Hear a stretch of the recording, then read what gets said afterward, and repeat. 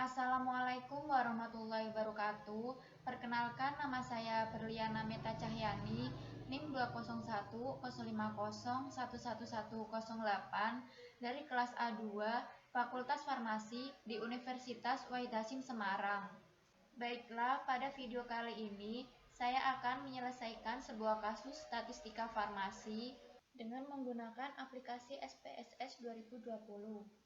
Baik, langsung saja kita masuk ke kasus yang sudah disajikan. Nah, pada praktikum P4 kali ini, kita akan melakukan uji beda.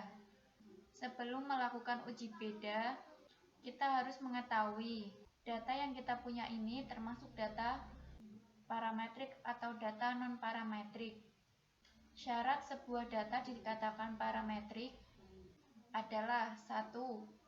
Data itu terdistribusi normal. Bagaimana kita tahu data itu terdistribusi normal? Kita akan melakukan uji yang namanya uji normalitas. Uji normalitas itu ada dua. Yang pertama, uji normalitas Kolmogorov-Smirnov. Yang kedua yaitu uji normalitas Shapiro-Wilk. Apa perbedaan dari uji kedua normalitas ini? Yang pertama, uji normalitas Kolmogorov-Smirnov yaitu untuk data yang memiliki lebih dari 100 sampel. Sementara itu untuk uji Shapiro-Wilk yang kurang dari 100 sampel.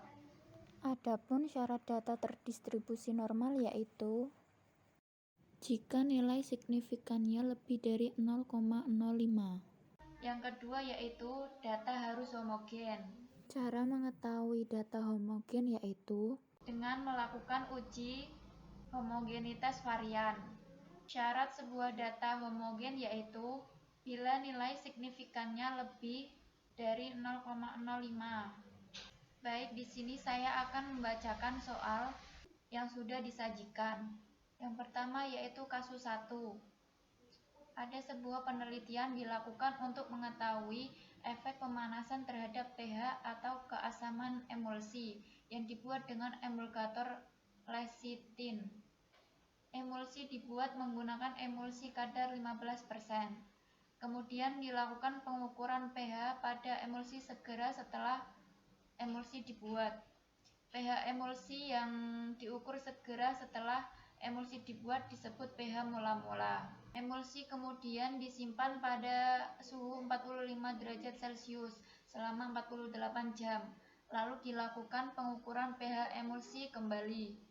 pH emulsi yang diukur setelah emulsi disimpan pada suhu 45 derajat Celcius selama 48 jam disebut pH pemanasan. Di situ sudah terdapat tabel pH emulsi mula-mula dan pH emulsi pemanasan. Baiklah, kita langsung saja ke SPSS-nya. Di sini yang pertama kali kita isi adalah variabel view pada kolom name. Yang pertama kita isi pH mula-mula, yang kedua kita isi pH pemanasan. Untuk tab-nya kita numerikan, weight-nya 8, desimalnya 2 karena kita di sini menggunakan desimal 2. Labelnya kita tulis kembali, yang pertama pH mula-mula, yang kedua pH pemanasan. Value-nya non, missing-nya non, columns-nya 8, alike-nya right, measure-nya kita ganti scale, dan role-nya input. Sudah terisi semua, lalu kita ke data view. Kita masukkan pada data tabel yang tadi ke kolom ini. Karena data yang kita punya ini kurang dari 100 sampel, maka kita akan melakukan uji normalitas Shapiro-Wilk. Langsung saja kita klik ke Analyze.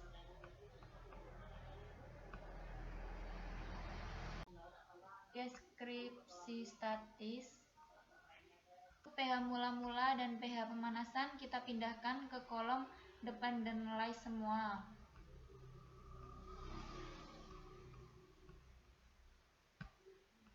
Untuk kolom display-nya kita pilih plots, dan untuk di kolom plots-nya kita klik. Kemudian di kolom box plots-nya kita pilih none, dan normality plots with test-nya kita checklist, kemudian kita continue. Kemudian di kolom options kita klik, kemudian kita pilih yang exclude cases listwise, kemudian kita continue. Setelah sudah semuanya, kemudian kita klik OK. Yang pertama kita lihat pH mula-mula signifikannya 0,022 dan nilai signifikan pH pemanasan 0,012, di mana nilai ini menandakan bahwa kurang dari 0,05. Nilai signifikannya kurang dari 0,05, maka dapat disimpulkan bahwa data ini termasuk data non-parametrik karena data tidak terdistribusi normal. Yang kedua, kita akan melakukan uji homogenitas. Yang pertama kali kita isi adalah variabel view. Di sini sudah ada kolom name. Yang pertama kita isi perlakuan, yang kedua kita isi pH emulsi. Untuk type-nya kita numerikan, weight-nya 8, desimalnya yang perlakuan kita nolkan karena kita di sini tidak menggunakan angka. Yang pada pH emulsi kita isi 2 desimalnya. Value-nya yang pertama kita isi mula-mula.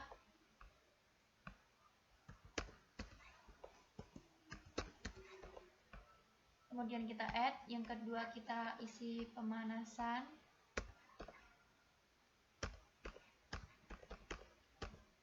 Kemudian kita add lagi. Kemudian kita klik OK. Untuk yang pH emulsi, value-nya kita none, missing-nya kita none, columns-nya 8, alike-nya right, measure-nya scale, dan role-nya input. Kemudian setelah kita sudah mengisi semua data, kemudian kita lanjut ke data view. Kita isi sesuai dengan tabel yang ada di kasus P4. Jika sudah terisi semua, kemudian kita klik analyze. Kemudian kita klik descriptive statistik. Kemudian kita pilih explore. Kemudian kita klik. Pada kolom dependent list kita isi pH emulsi. Dan untuk perlakuan kita pindahkan ke faktor list. Pada kolom display-nya kita pilih yang bold. Kemudian pada kolom statistik kita klik. Kemudian kita checklist yang descriptivis. Confidence interval for min 95%. Kemudian kita continue, dan di kolom plots kita klik. Kemudian di box plots-nya kita pilih yang none. Normality plots with test-nya kita hilangkan checklist-nya. Kemudian untuk spread vs level with 11 test kita pilih yang power estimation, lalu continue. Pada option kita pilih yang exclude case listwise, kemudian continue. Setelah semuanya sudah seperti ini, kemudian kita klik OK. Nah, kita bisa lihat pada kolom test of homogeneity of variance, nilai signifikan pH emulsinya 0,201 yang menandakan nilai ini kurang dari 0,05. Berarti data ini terdistribusi tidak normal karena nilai signifikasinya kurang dari 0,05.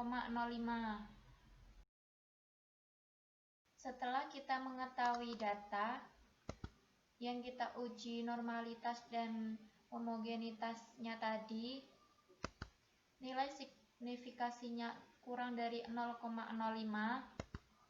maka kita akan melakukan uji Wilcoxon. Uji Wilcoxon adalah uji non-parametrik yang digunakan untuk data yang terdistribusi tidak normal. Pada variabel view di kolom name-nya, yang pertama kita isi pH mula-mula, yang kedua kita isi pH pemanasan. Untuk type-nya kita numerik, weight-nya 8, desimalnya 2, labelnya kita tulis kembali pH mula-mula dan pH pemanasan. Value-nya non, missing-nya non, columns-nya 8, alike-nya right, measure-nya scale, dan role-nya input. Setelah semuanya terisi pada variabel view, kita akan langsung ke data view. Kita isikan pH mula-mulanya dan pH pemanasannya. Setelah semuanya terisi, kita langsung klik analyze. Kemudian kita pilih non-parametric test, latency dialog, dan to relate sample.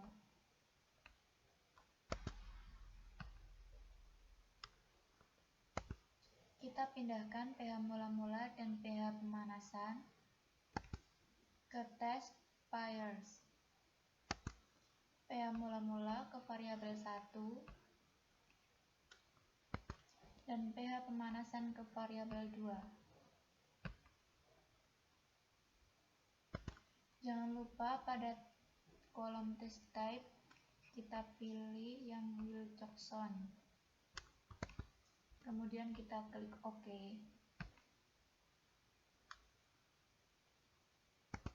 Inilah hasil outputnya.